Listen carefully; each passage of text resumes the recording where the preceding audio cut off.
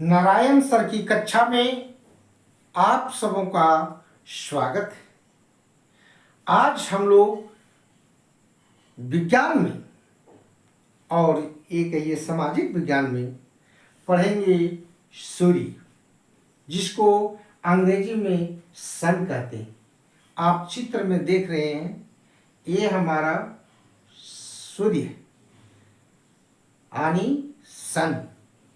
तो बच्चों, ये जो सूर्य है सौर मंडल का सबसे बड़ा पिंड है।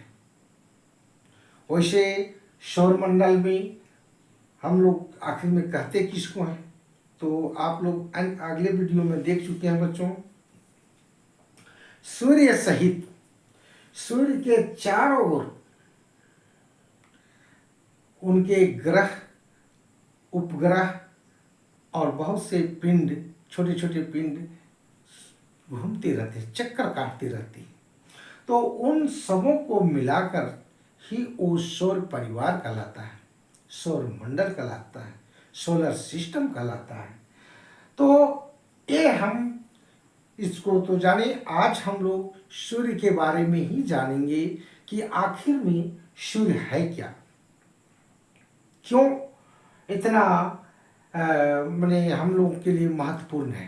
तो बच्चों, सूर्य एक प्रकार का गैसों का गोला है। ये सूर्य जो देख रहे हैं, ये सूर्य गैसों का ही गोला, यानी बहुत तरह के गैस है, लेकिन उसमें आपका सबसे अधिक भूमिका हाइड्रोजन और हीलियम का होता है। हाइड्रोजन सबसे अधिक, यानी 70% हाइड्रोजन गैस सूर्य में उपस्थित है और 28% आपका हीलियम गैस है। तो ये दोनों गैस वहाँ मौजूद हैं, और अन्य गैस जो हैं गैसें, वो जो है तो 2% से भी कम है। अब है बच्चों, सूर्य से जब संलयन क्रिया होता है, सूर्य में एक संलयन क्रिया, अभिक्रिया होता है, यानी दोनों परमाणु आपस में टकराते रहते हैं, यानी प्रोटॉन का ये एक प्रकार का, जब दो प्रोटॉन आपस में टकराते हैं तो उसमें वो इतना तेजी से टकराता है कि वो एक दूसरे से चिपक जाते हैं। और ऐसी स्थिति में इस संलयन अभिक्रिया में बहुत सी ऊर्जा मुक्त होता है, और ऊष्मा और ऊर्जा, ये दोनों, ऊष्मा और प्रकाश एक है, ये दोनों उत्पन्न होता है, और सूर्य से बहुत ही प्रकाश चारों ओर विकिरित होते रहता है। तो वही विकिरण करते हुए वो प्रकाश, यानी वही प्रकाश हमारे पृथ्वी में आती। तो सूर्य मुख्य रूप से 3 प्रकार के प्रकाश को ज़्यादा विसर्जित करते हैं, निकालते हैं अपने यहाँ से, और उसमें से है आपका पराबैंगनी किरणें, दृश्य किरणें और आपका अवरक्त किरणें।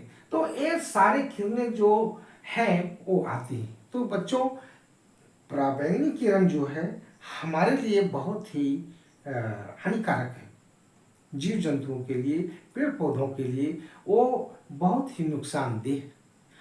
तो अब है कि अब उसमें दृश्य प्रकाश अधिकतर हमारे सूर्य से प्रकाशित होते हैं, आते हैं, विसर्जित होते हैं और पृथ्वी तक आते हैं, और रक्त किरणें भी आते हैं। अब है कि सूर्य के सतही, ये जो देख रहे हैं सूर्य के चारों ओर, उसका सतही जो टेम्परेचर होता है, तापमान होता है, तो वो तापमान 5800 केल्विन तापमान उसमें जो है उसी के द्वारा वो माने नियंत्रित होता है सतही भाग में, और उसमें विकिरण जो उसको निकलता है, विकिरण किरणों को वो नियंत्रित किया जाता है।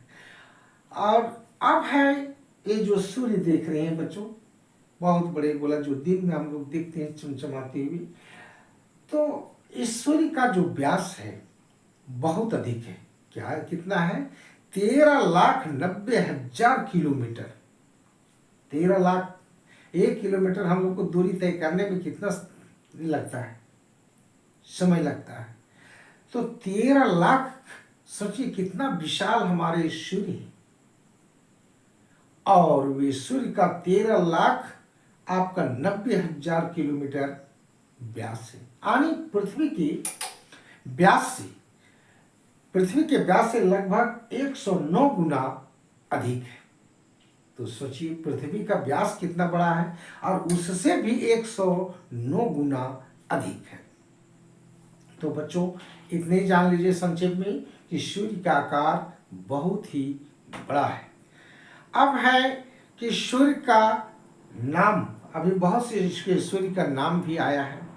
तो सूर्य के नाम में आपका सबसे पहले सूर्य को हम लोग क्या कहते हैं? आदित्य। चूंकि आदित्य से सूर्य का मतलब जन्म हुआ है। सूर्य के आदित्य के गर्भ से वो जन्म लिए, और इसीलिए उसको आदित्य के नाम से भी जाना जाता है। इसके अलावे हम लोग उसको कहते हैं दिवाकर कहते हैं, प्रभाकर कहते हैं, रवि कहते हैं, और इस तरह से सूर्य का बहुत अनेक नाम है, जिसको हम लोग उसको प्रायवाची शब्द के नाम से जानते हैं।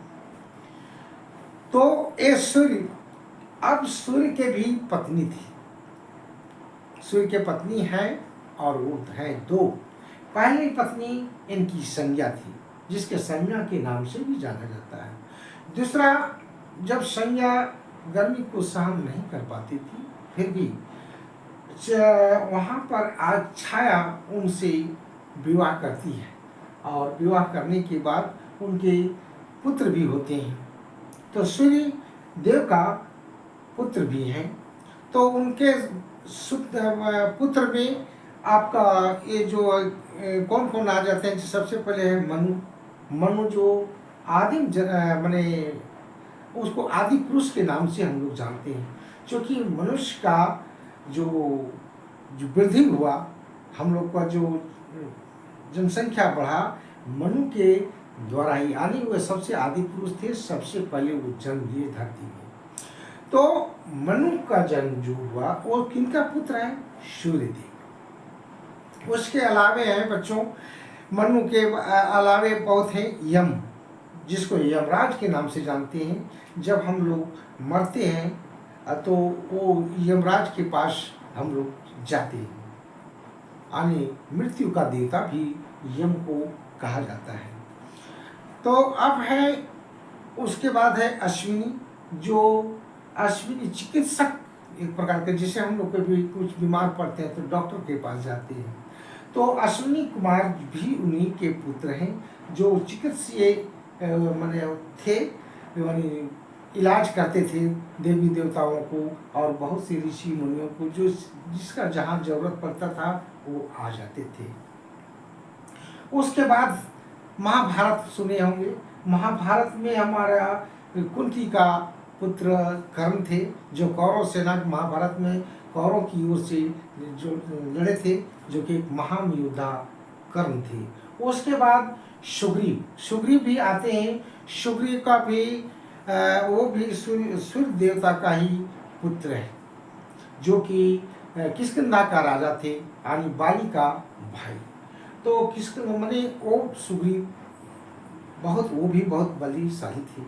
इसके अलावे शनि देव के नाम से जानते हैं, जो हमारे एक ग्रह हैं, और बहुत ही उसका मान सम्मान मिलता है हमारी मानव जाति के द्वारा, उसकी पूजन किए जाते हैं।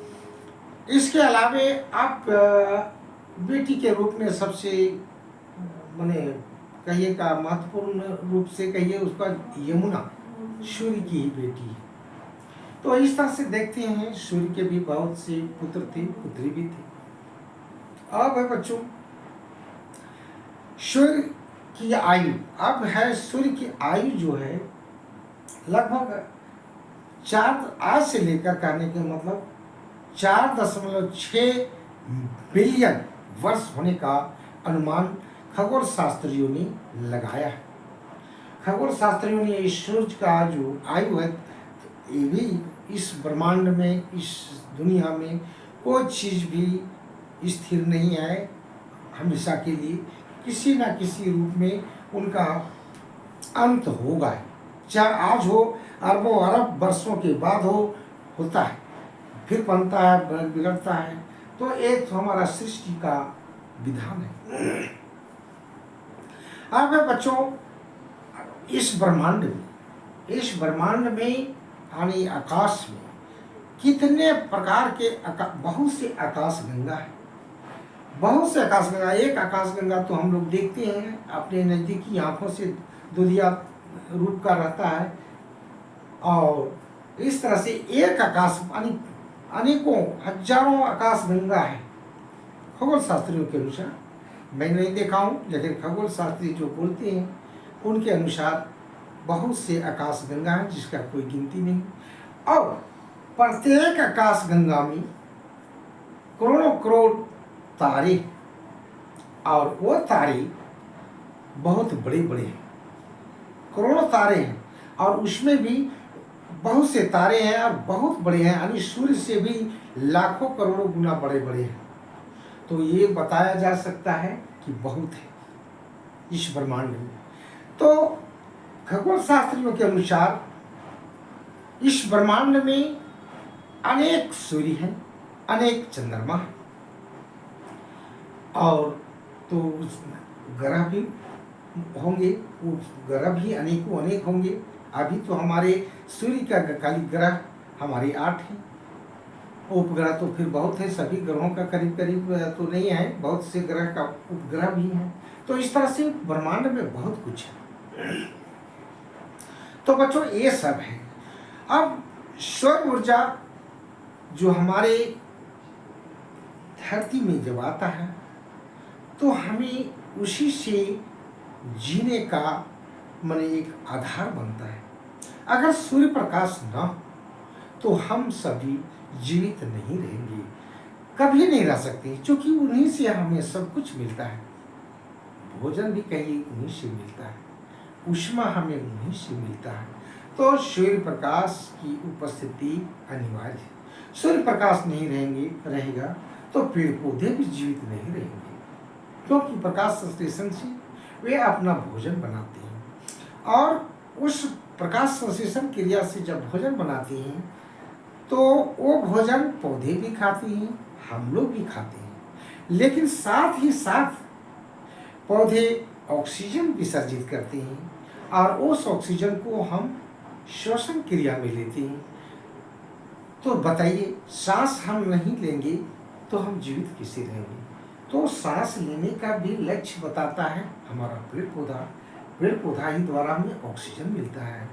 तो ऑक्सीजन पौधे अपना कहाँ से ऑक्सीजन विसर्जित किए? प्रकाश संश्लेषण क्रिया द्वारा। अब एक प्रकाश संश्लेषण क्रिया कैसे हुआ? सूर्य प्रकाश की उपस्थिति से। तो इस तरह से हमारा संबंध सूर्य से बहुत ही गहरा है, उनके अभाव में हम जीवित नहीं रह सकते हैं। तो ये है। अब है बच्चों, इस पृथ्वी में जितना भी ऊर्जा दिखती है, प्रत्यक्ष रूप में अप्रत्यक्ष रूप में कहीं न कहीं सूर्य का ही अंश मिलता है। मैक्सिमम अधिकतर ऊर्जा हमें सूर्य से ही प्राप्त होता है। तो ऐसा किसी सबसे पहले अभी सोलर ऊर्जा अभी हम लोग को बनाते हैं, सौर ऊर्जा लगाते हैं घरों में बहुत सी, उसी से बहुत कुछ होता है, बिजली पंखा चलता है, खाना भी बनता है। तो इस तरह से बहुत है।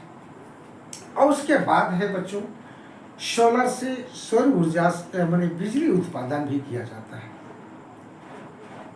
सूर्य के प्रकाश से के द्वारा हम लोग बिजली का भी उत्पादन करते हैं। सूर्य से हमें प्रकाश भी मिलता है, बहुत कुछ मिलता है सूर्य से।